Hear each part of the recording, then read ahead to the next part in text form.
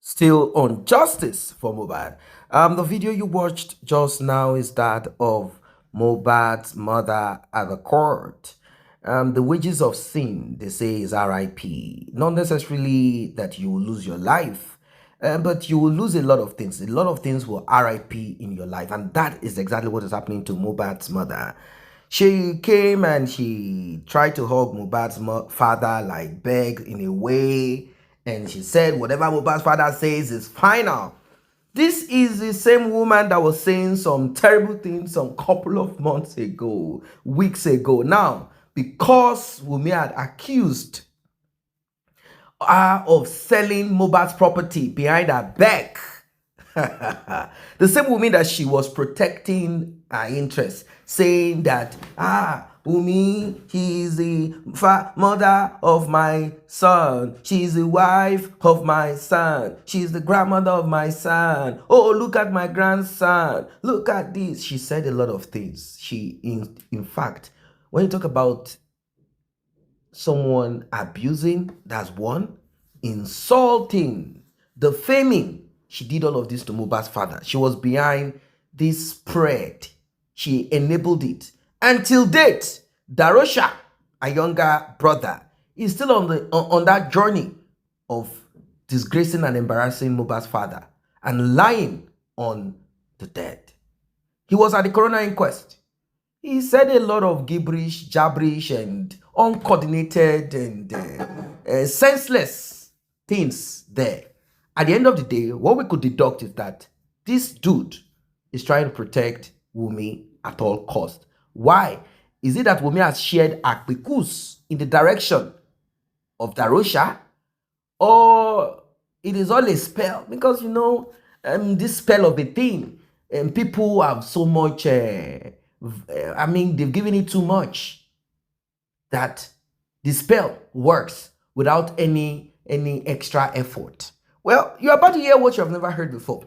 Yes, that one you saw is just a tip of the iceberg. I just want you guys to get a feel. You know, I want you to feel what you're about to watch. Justice for MOHBAD. That's MOHBAD's mother. She's being dragged here and there.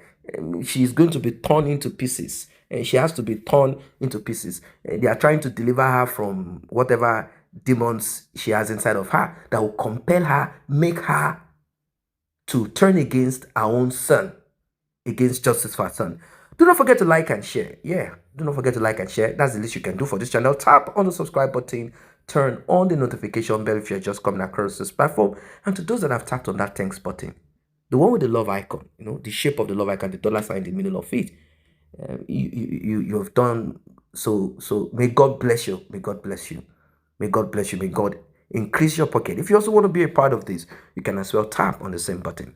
So we have a man. He has decided to go deep on this matter. In fact, there are two things that will shock you. One, does that house belong to MOHBAD? I mean, has he paid a fraction of the amount that house is sold and the house belongs to him partly? That's one. Is it a rented apartment? Two, the CCTV, is there a central base, a central unit where all is stored? And of course, there is a CCTV camera in front of MOHBAD's house, beside MOHBAD's house, and many more. But that is just a tip. That is just a tip. I want you guys to pay attention to this one from the beginning till the end. You will be amazed. You'll be shocked. It's a shame. It is a shame to Nigeria as a whole. It is a shame to the politicians. It is a shame to Sanwo-Olu, olórí bí bati tó fi ń gbá egg. Àwọn people in power wọ́n ṣe bó ṣe wọ́n. Not even one torture. Woman talk, judge talk pa ọmọ ẹ̀ ní Ìkòyí. ọmọdọ̀ gateman àti driver ló ṣiṣẹ́ yẹn wọ́n wá wọ́ ọmọ yẹn wọ́n lọ wọ́ sẹ́nu gate ẹ rò bí ìgbà tó ń wọnú labour lọ pa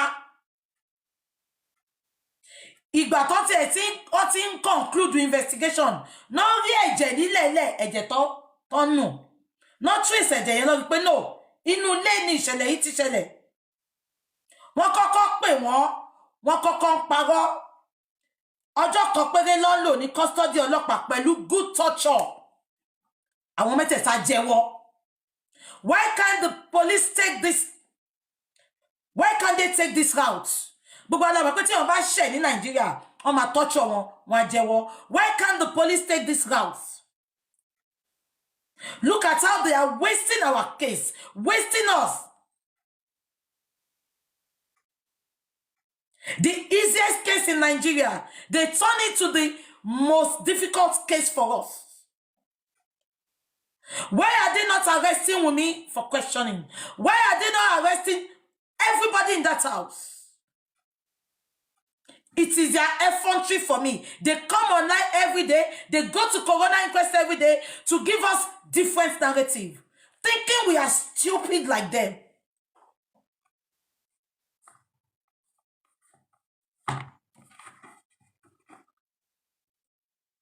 And àwọn olórí burúkú kan, just because olórí burúkú kan is your favorite, ẹ̀rí tó ń da owó justice bolẹ̀.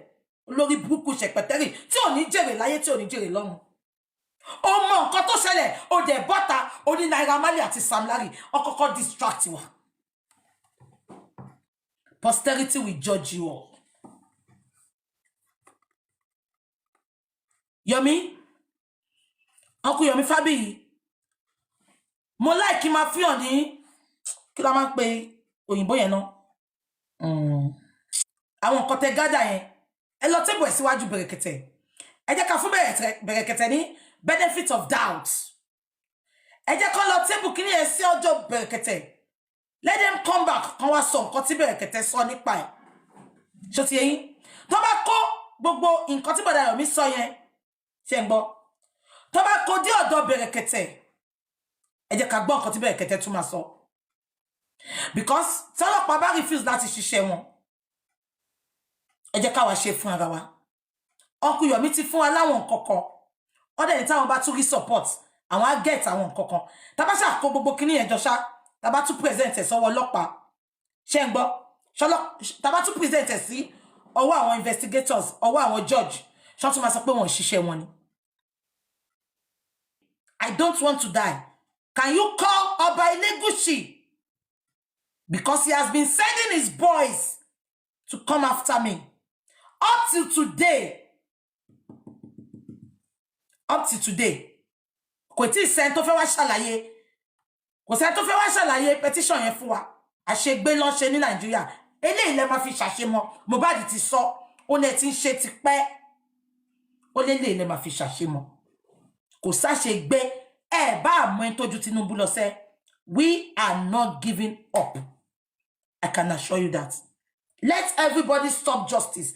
I, Oluwabukola Elizabeth Jesse, I am not giving up until we get justice. Toba ku ìràwọ̀ kan ní sọ́mọ̀, I will not give up. If I'm the last lady standing, I am not giving up. Now, mo ní mo fẹ́ sọ nǹkan fún gbogbo yín.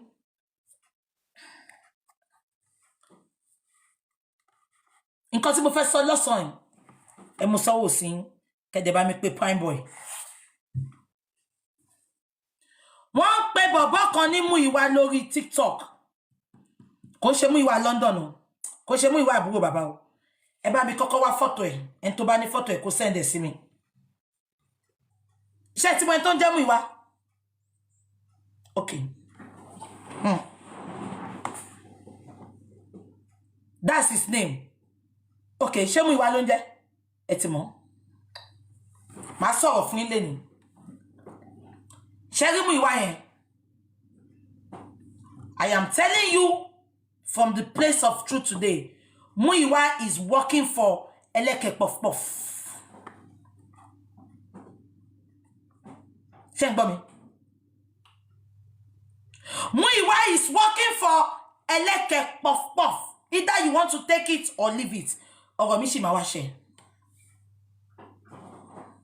Prime boy, I know you are very close with Muyiwa.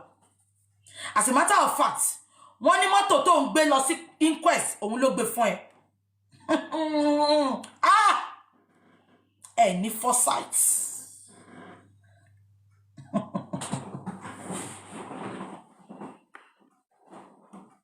Èmi ò mọ ẹni tó ń jẹ́ Muyiwa yìí. Ẹ jẹ́ kí n bẹ̀rẹ̀ báyìí fún yín. Mi ò mọ ẹni tó ń jẹ́ Muyiwa, ṣé ń gbọ́.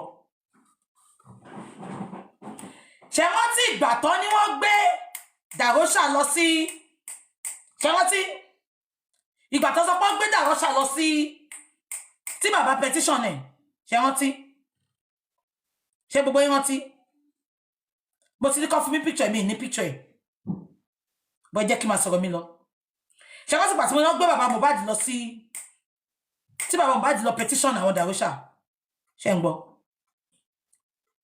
àwọn bàbá fẹ́ petition Darosha lóòótọ́ ṣé ń gbọ́ mi àti jọ sọpọ̀ máa petition Darosha máa yí wá gbéra ó dìde ẹ dẹ̀ mọ̀ pé ńgbà kan bọ̀dá Muyiwa ẹ̀gbọ́n àbúrò bàbá anybody tó bá ti show love tó bá ti sọ pé ó fẹ́ support justice they take them in wọ́n narrow jinlẹ̀ pé many of them can be enemies ṣé ń gbọ́ ìgbà tó fẹ́ ṣe justice tó fẹ́ ìgbà tó fẹ́ petition no wọ́n ti sọ pé fẹ́ petition òun gangan ló mú idea yẹn wá ó pe bọ̀dá Muyiwa Amẹ́ríkà ṣé ń gbọ́ ó ní kán jẹ́ kó petition Darosha ẹ máa gbọ́ àwọn bọ̀dá Muyiwa wá sọ fún pé àwọn ti try láti petition àwọn people yìí àwọn ọlọ́pàá ò ṣe nǹkan kan ẹ máa gbọ́ ẹ máa dì mọ́ bí gbogbo nǹkan tí mo sọ ó wá lóun mọ ọlọ́pàá kan ṣé ń gbọ́ ó lóun mọ ọlọ́pàá kan ní pàǹtí ó lóun máa bá sọ̀rọ̀ ó ní wọ́n máa petition Darosha ẹ máa gbọ́ gbogbo nǹkan tí mo sọ yìí ẹ farabalẹ̀ kí gbogbo ẹ lè yé yín bọ̀dá Muyiwa wá sọ pé no problem go ahead ṣé ń gbọ́ mi ó ní kó má wọ́rì ó lóun máa sanwó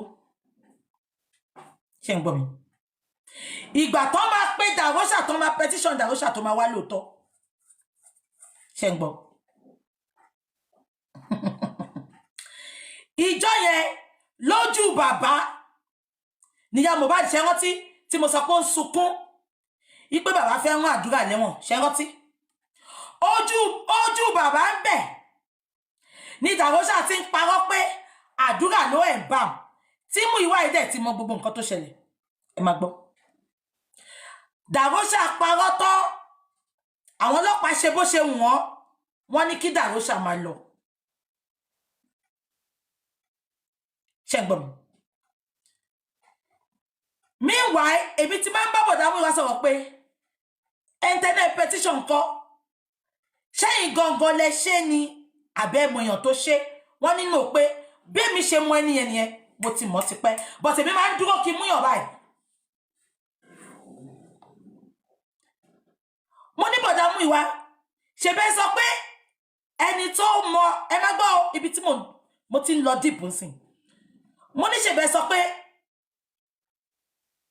ẹni tó ní competition Darosha ó mọ ọlọ́pàá ní pàǹtí mo ní tó bá jẹ́ pé ní mọ ọlọ́pàá ní pàǹtí lóòótọ́ kò jẹ́ kí Darosha lọ scot free mo ní irú Darosha yẹn gangan ló jẹ́ kọ́kọ́ bá wa fi ṣe scapegoat mo ní bọ̀ Darosha lọ scot free mo ní ẹni tẹ́ mọ̀ ní pàǹtí ṣe ti sọ fún nǹkan táwọn ọlọ́pàá ṣe ń jọ yẹn mo ní kí ló sọ ṣèbẹ́ sọ pé ó mọ̀yàn ní pàǹtí ni kí ló dé tí ò sọ fáwọn ọlọ́pàá yẹn pé irọ́ ni Darosha ń pa o kọ́ bá wa intervene kọ́ lọ pé àwọn tó kù má yóò ṣe nǹkan kan ó fi sílẹ̀ bẹ́ẹ̀ ọ̀sẹ̀ kínní ọ̀sẹ̀ kejì gbogbo effort bá ṣe ń lọ pé competition bàbá padà lọ pé ẹ má petition yìí ṣe jẹ́ ká máa lọ court ọlọ́pàá ò ṣe nǹkan kan mo ní ṣe bẹ́ẹ̀ sọ pé ẹ mọ ẹni tó mọ èèyàn ń bẹ̀ yẹn fẹ́ kí ló tí ò ṣe báwọn ọlọ́pàá sọ̀rọ̀ kò sọ nǹkan kan kò tí ì parí ti Darosha ṣe ń gbọ́ mi ṣé gbọ́ ó tún wá lọ bá àwọn bọ̀dá mú ìwá ó ní competition WUNMI ibẹ̀ nínú ti bí mi ṣé rí gbogbo yín kàn máa ń sọ pé tẹ́ bá mọ ìlọ́ọ̀tì tí mò ń ṣe mo dẹ̀ tún wà nú ẹ̀mí gan tí instinct mi bá ń sọ̀rọ̀ nípa èèyàn ẹnìyẹn máa mú ṣáà ni kò tí ì parí ti dàrúṣà ó tún wá ní kọ́ ṣe tàṣà ibẹ̀ nínú ti bí mi mo ní ṣé ayé ẹni náà fẹ́ bàjẹ́ mo ní ìlò gan ló ń sọ fọ́lọ́pàá tá a lè san fún ọlọ́pàá wáì tó fi jóun ló ń ṣe àwọn nǹkan yìí tó bá jẹ́ pé ó fi ń mẹ́sọ̀pù kéèsì ńkọ́ mo ní ẹ sọ fún kó má dá sí mọ́ mo ní ẹ sọ fún kó má dá sí mọ́ àníìdí ẹ̀ mo fura sí níwájú náà àti èèyàn mi ì tí ì mọ ẹni yìí ńgbà tí mo sọ̀rọ̀ yìí mi ì tí ì mọ mi ì dẹ̀ mọ́ náà bí ṣe sọ̀rọ̀ ṣe ń gbọ́ mi àwa lò mọ́ according to bọ̀dá mi wá mọ̀ bí yàn lo ó lè bọ́ta kó ṣe ṣò kó parọ́ ọ̀ wá lò fún ti àṣànà ṣe ń gbọ́ but that is not the bone of contention.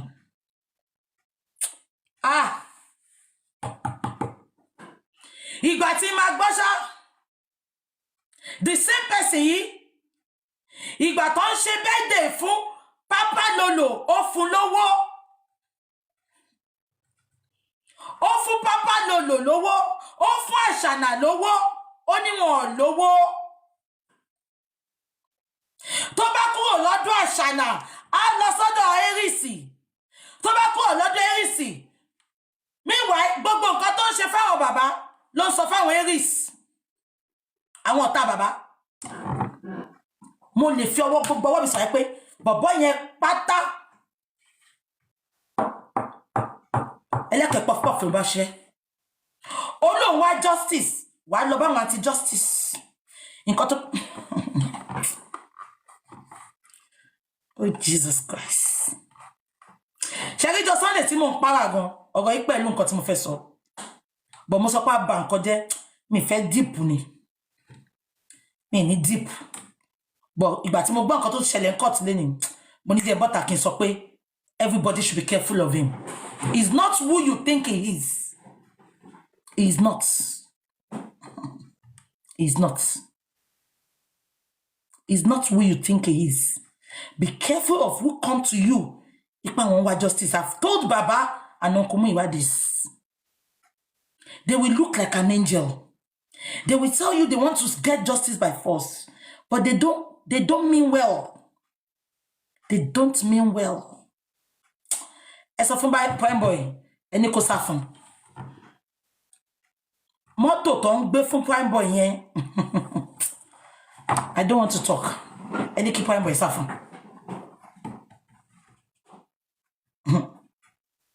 Wo bó ṣe wà yẹn.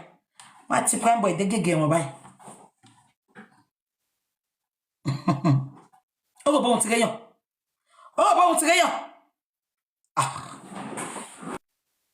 Ṣé ipa ní ọ̀tá láwà kò máa wo Ọlọ́run àwọn tó bá lè ràn ẹ́ lọ́wọ́ wọ́n ràn ẹ́ lọ́wọ́ tí tó máa fi gba justice ṣọ́rẹ́ ní tó lọ fara ti yẹn ohun gangan ló máa sell it out. Prime boy is a sell out, but we don't talk too much. When the time comes ẹ sọ pé mo ti sọ àbí kò yé yín. It is not Bọ̀dá Múyìwá, it is not Baba's brother tó kọ́ lórí burúkú ni ẹ máa gbọ́ sí pé mo ní kò ṣe àbúrò bàbá tó wà l'Amẹ́ríkà.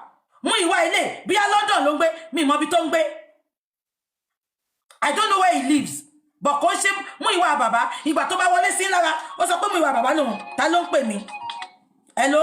Ẹ wo WhatsApp yín ná picture yẹn mo ẹ ṣú ẹgbà kan mo ní ẹ pọ̀ bóyá òun. No, wọ́n mọ̀ pé ni Mohbad kú. Sherry gbogbo irọ́ tí Dàróṣà pa yẹn kí lẹ expect. I am not surprised. Mo sọ fún pé wọ́n ti jọ sọ̀rọ̀ nínú ilé láàrin ara wọn now. So what do you expect? What do you expect? He will come out and lie. You should expect that. But am I worry? Èmi ò rí irọ́ tó lè pa. We are still going to high court. Ti trial ma ti bẹ̀rẹ̀. Tomasha, ṣé gbogbo àwọn judge tó bá wà ńbẹ̀ ló fẹ́ bribe. Ẹ jẹ́ ká máa wò lọ now. Ẹ jẹ́ ká máa wò lọ. Thank God, wọ́n establish pé there was a fight. àdúrà náà dẹ̀ sọ pé ìjà wà ìgbà tí ìjà yẹn pọ̀ débi tó jẹ́ pé àdúrà mo sọ pé àdúrà rí nǹkan tó ṣẹlẹ̀. So ẹ jẹ́ kó máa ṣe nǹkan tó ń ṣe lọ́nà. We are not giving up. I'm not surprised about what Darosha said. I am not surprised.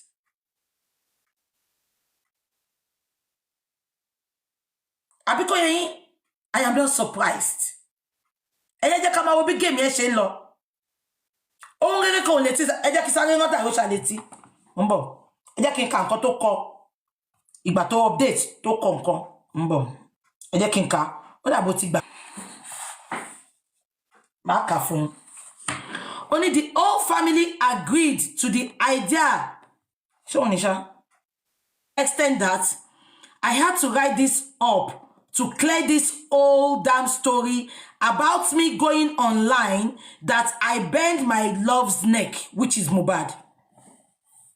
Only saddest thing that ever happened to me, my whole life, that I broke my brother's neck. Seriously, this hurt me so much. What happened about the neck was that when we got to Ikorodu, we were told that there is no space to keep his body at the mortuary and we don't want him buried that night. So a worker there advised the family to pay for an ambulance and a coffin. You got to cover for an and a coffin where we can keep him till morning. And the same ambulance will drive him down to the place of burial.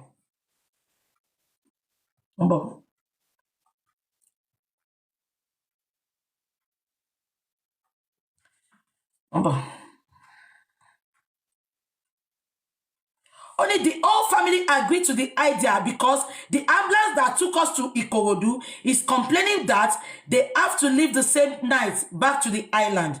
It was only his mom that was not present there that midnight. The only issue that brought me into this was that I paid for the arrangement of coffin and ambulance, which I don't even know it was a small coffin because it was late. Darosha, you purposely bought that coffin because eti come over the long already. And the back to the coffin, ashiri matu. Eti kolong in koteshega coffee kekere so that I will be coffee kekere tera. Igbato my people will shele. When people were attacking Baba MOHBAD, why didn't you come out and say your truth? Tigbati Baba so koto shele. Olori buku ni boboyin dem agbomo sile yo konkoni. And ambulance, which I don't even know it was small coffin because it's late. I just paid and we all left to come back the next morning, but we hang around because it's not safe leaving only him there. The whole family saw his body in the ambulance before leaving to the burial ground in the morning, and no one complains about his head or nothing. Excuse me? Only gbogbo family rí orí yẹn. Ẹ ti gbé sínú pósí. Báwo ló ṣe fẹ́ rí? Ibi tẹ́tẹ́ sí Baba MOHBAD ò ṣí òkú ọmọ wò ńbẹ̀ because èwo ni. Only gbogbo family want to support her now because you all knew what happened. It's in the plan to fetch now. Ateyati lawyer. Only I didn't go. Only the whole family saw his body in the ambulance before leaving to the burial ground in the morning, and no one complains about his head or nothing. I didn't go close to the ambulance because I'm in shock. So I don't know of his neck.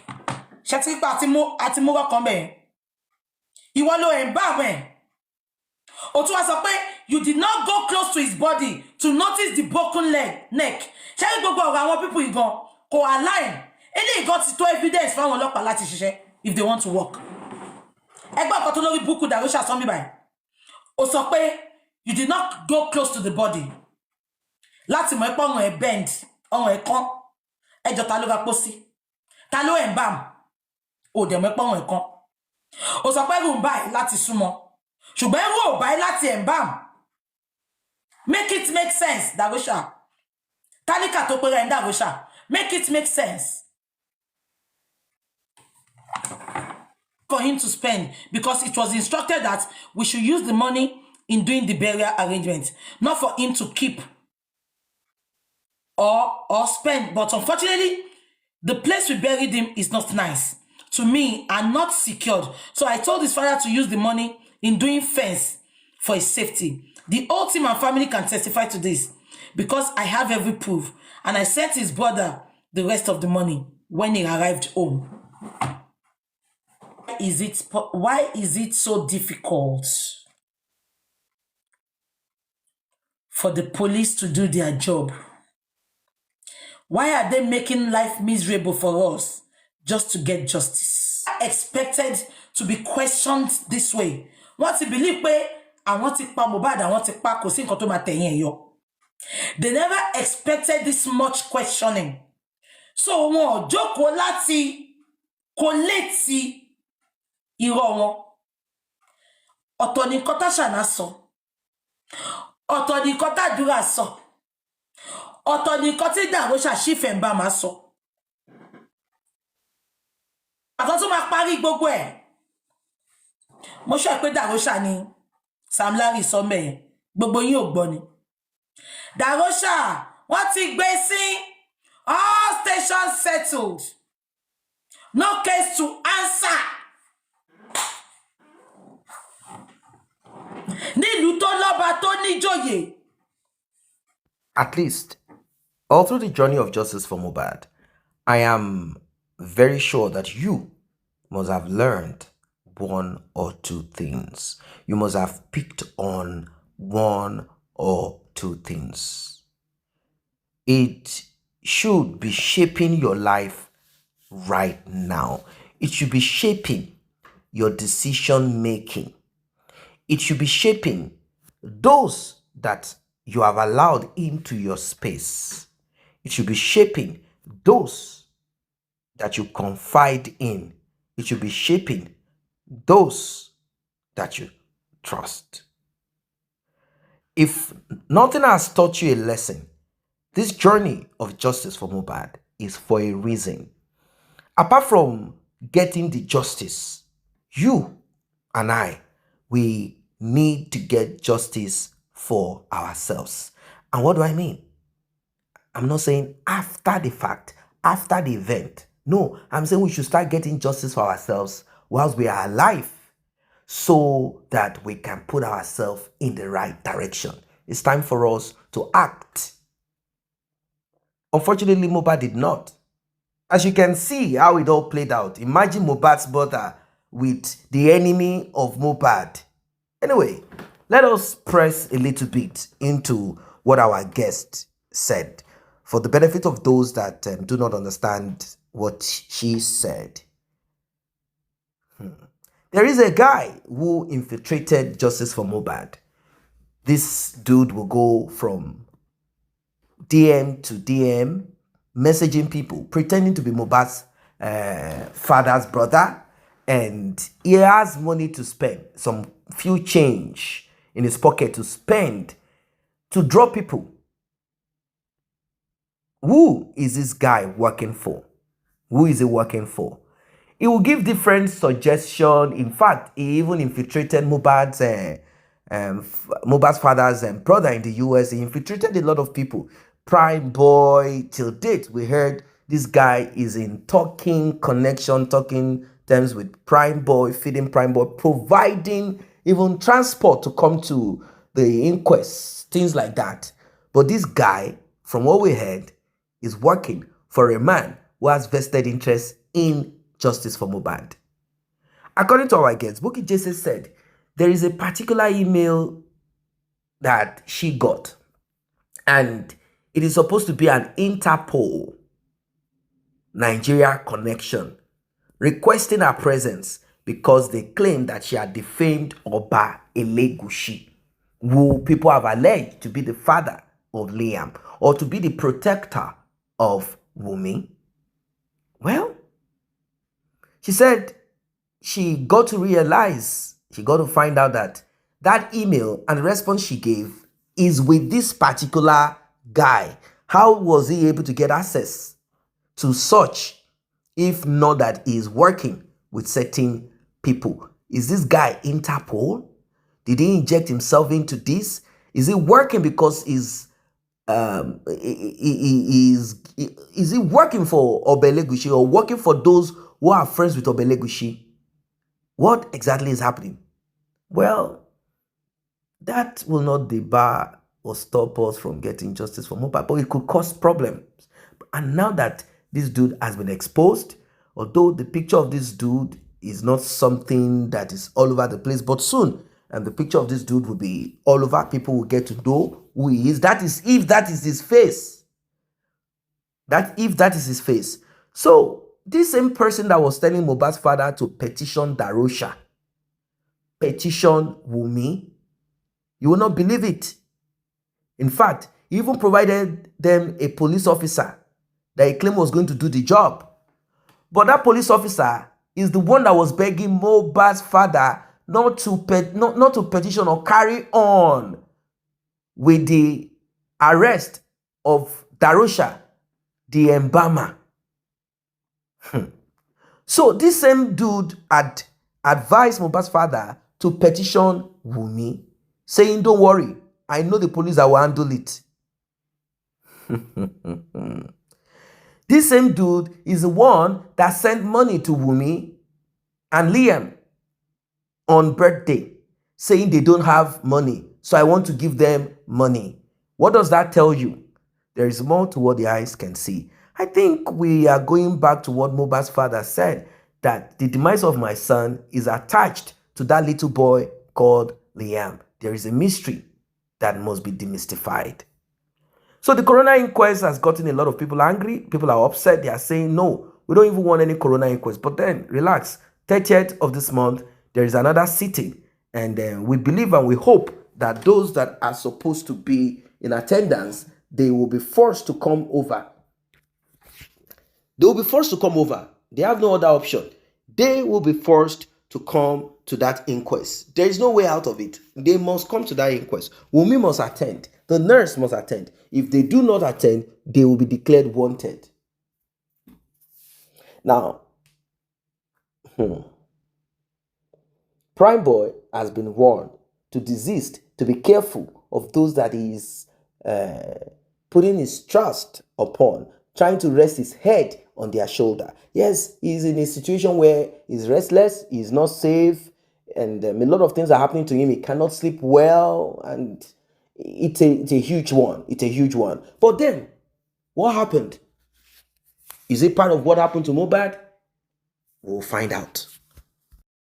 And Darosha the embalmer, he lied a lot at the inquest, and that's what they've been doing.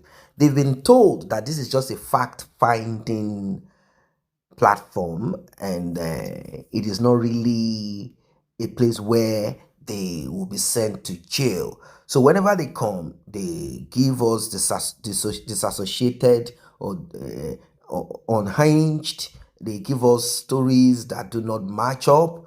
They tell us fables, and they come up with several narrations that don't connect. You heard what our guest read out. This is what he said in time past. This was what he said. He wrote it down. Now, he had claimed that his account was hacked and that he's not the one that wrote any of those things. That is his claim. His account was hacked. Now, Darosha came to the inquest and came up with stories that don't make sense. He even claimed and alleged that Mohbad's father was there when he suggested. Now, he's saying that he suggested. You know, he said his account was hacked. Now, he's saying that he had suggested to Mohbad's father, 1, don't bury Mohbad. 2, let me put salt on his chest. And Mohbad's father had assented to that. And Prime Boy, of course, was not there, but he claimed that I saw Prime Boy running from there. When he came, then I saw his stories are not clear. He ended up saying that Adura, Mohbad's younger brother, was the one that brought the salt and placed it on Mohbad's chest. All that he said, none of it is really making sense. None of it is really making sense. So, at the end of the day, the conclusion of the matter is that it is Prime Boy that injured Mohbad, even though he has no evidence to show, and he didn't see it really. and the nurse injected MOHBAD, and that's why that's what caused the demise of MOHBAD. End of story. This is where they are putting the whole story. That we are coming back to the same from the beginning because of these wicked people. What is Mohbad's mother dancing around Mohbad's father for?